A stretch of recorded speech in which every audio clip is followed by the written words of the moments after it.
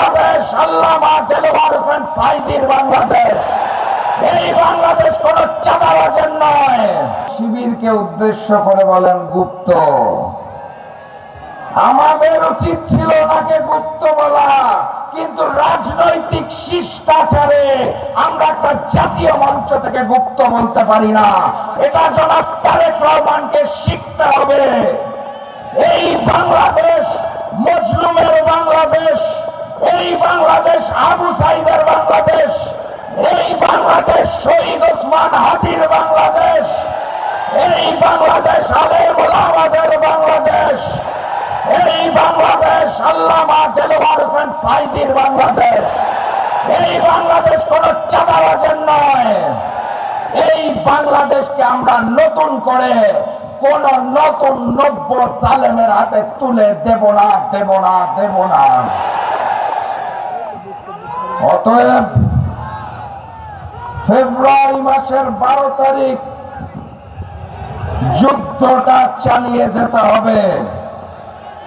আজকের এই ময়দানে যেভাবে আমার ভাইয়েরা এবং বোনেরা একসাথে বসে আছেন, মুহাম্মদ সাল্লাল্লাহু আলাইহি সাল্লামের সময় পুরুষ এবং নারী একসাথে যুদ্ধ করত, সেই যুদ্ধ এই নতুন জামানায় চালিয়ে যেতে হবে। 12 তারিখ গণভোটে হাকে জয়যুক্ত করতে হবে। কুষ্টিয়ায় আসন কয়টা? প্রতীকটা কি? 4 আসনেই দাঁড়িপাল্লাকে জয়যুক্ত করতে হবে।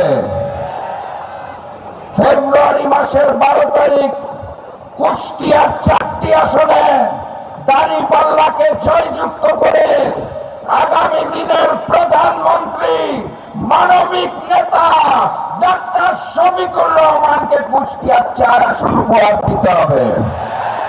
আপনারা কি তার জন্য প্রস্তুত আছেন?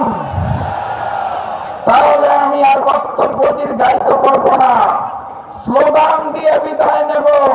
যেই স্লোগান শুনে পুরাতন জালেমের বুক কাঁপত।